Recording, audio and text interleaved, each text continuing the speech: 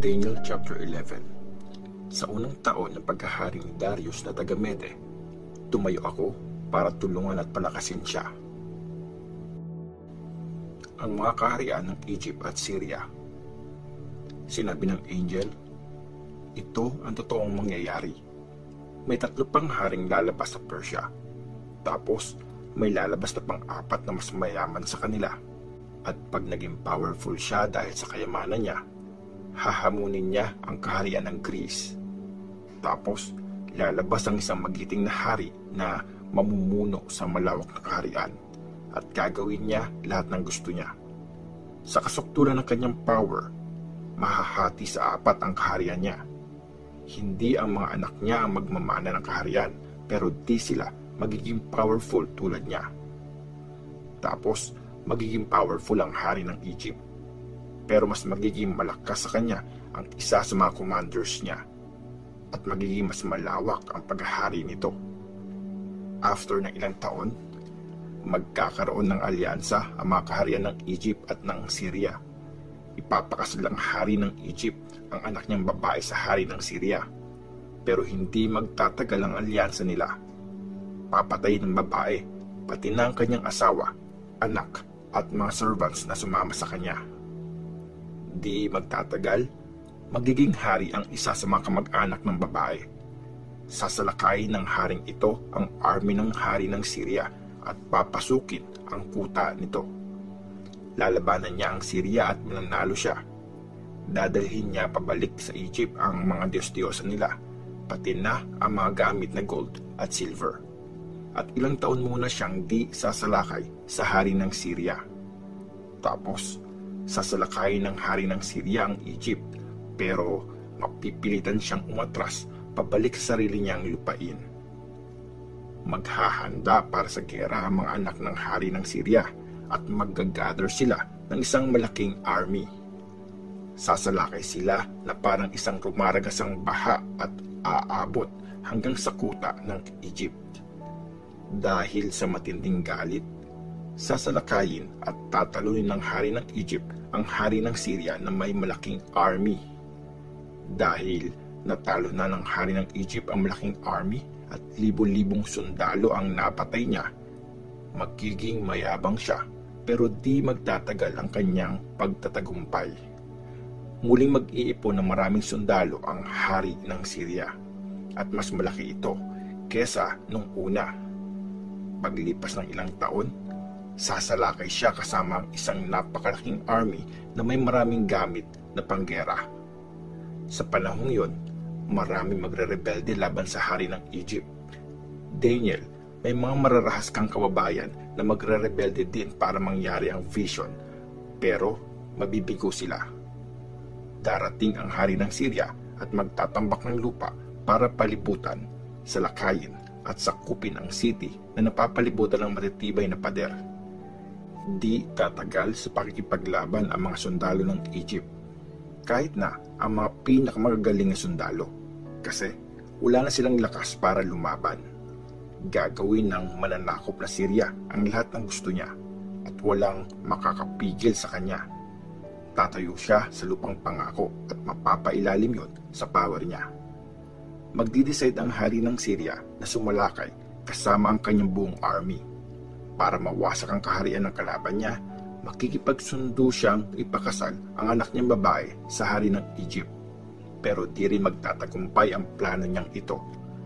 After nito, sasalakayin naman niya ang lupaing nasa coast at bibihagin ang marami sa mga taga roon. Pero matatalo siya ng isang commander at ito ang tatapos sa kayabangan niya. Sa katunayan, ang kayabangan ng hari ang magiging dahilan ng pagkatalo nito. Tapos, babalik ang hari ng Syria sa mga kuta ng lupain niya, pero matatalo siya at ito na ang katapusan niya.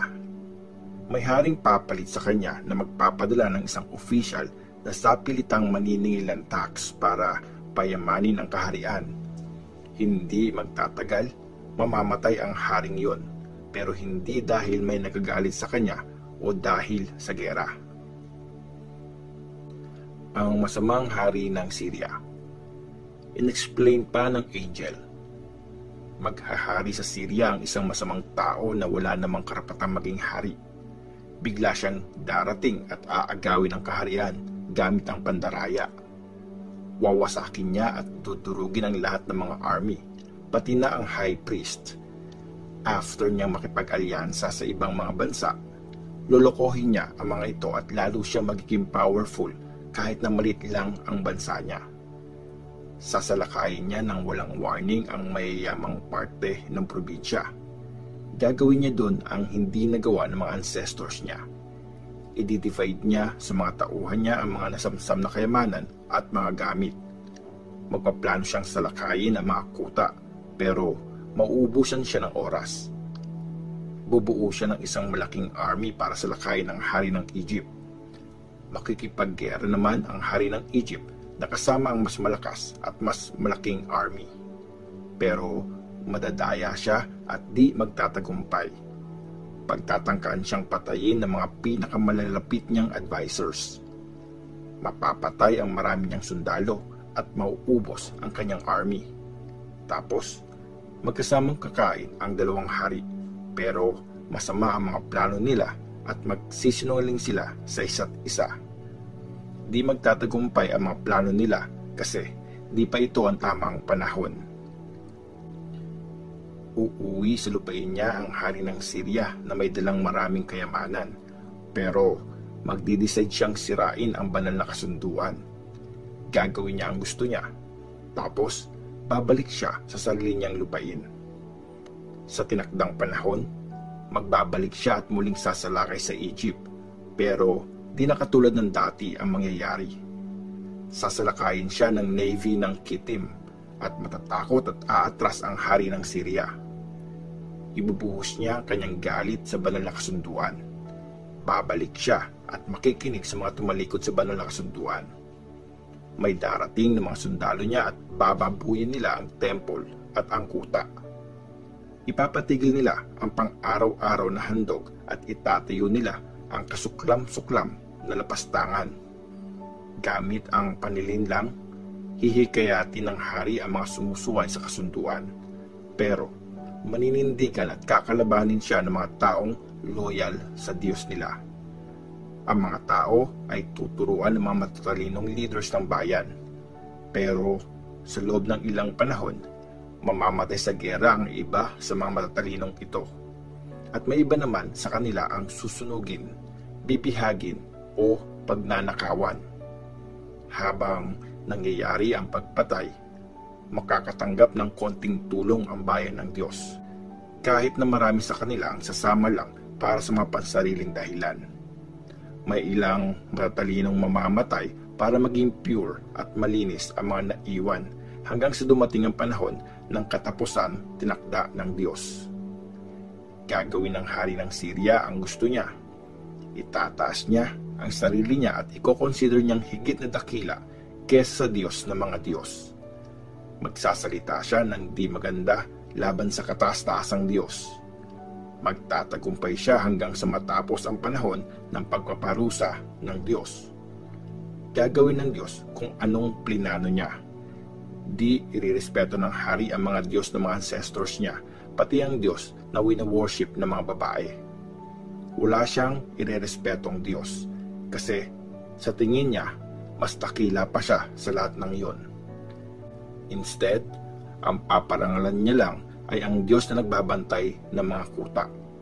Mag-o-offer siya ng gold at silver, ng mga mamahaling bato, at ng mga regalo sa Diyos na di naman kilala ng mga ancestors niya.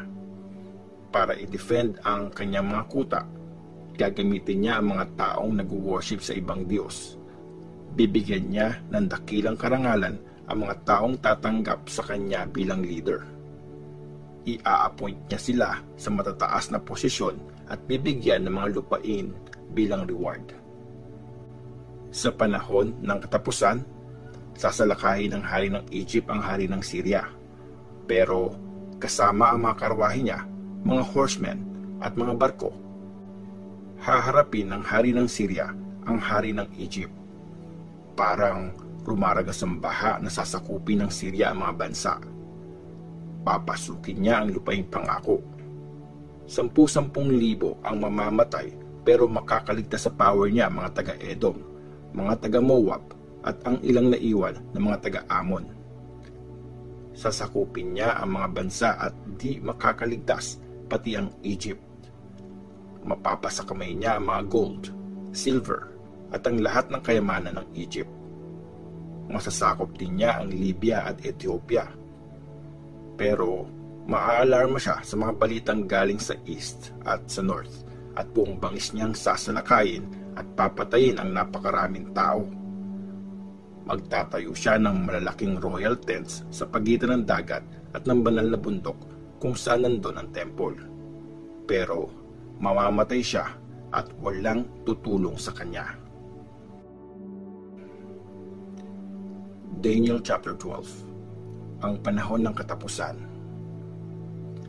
Sinabi ng angel na nakadamit ng telang linen, sa oras na yon, magpapakita si Michael, ang dakilang angel at protektor ng bayan mo. Darating siya sa panahon ng paghihinagpis na never pang nangyari mula nang mag-exist ang mga bansa. Pero sa panahong yon, ililigtas ang bayan mo, ang lahat ng taong nakasulat ang pangalan sa libro ng Diyos. Marami sa mga taong namatay na ang mabubuhay ulit. Ang iba, papunta sa walang hanggang buhay, at ang iba naman, sa walang hanggang kahihiyan. Parang liwanag sa kalangitan na magliliwanag ang mga matatalinong leaders, at magniningning forever na gaya ng mga stars ang mga taong nagtuturo sa iba na maging matuwid.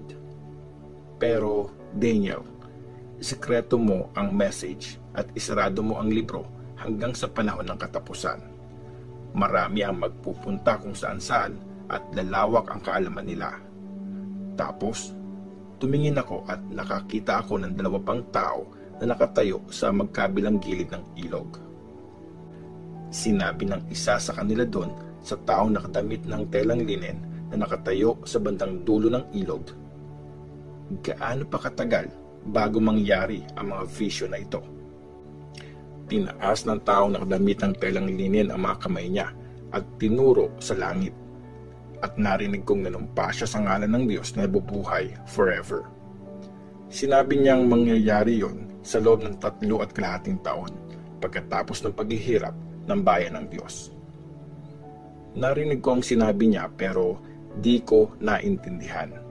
Kaya tinanong ko siya, "Sir, paano ba matatapos ang lahat ng ito?"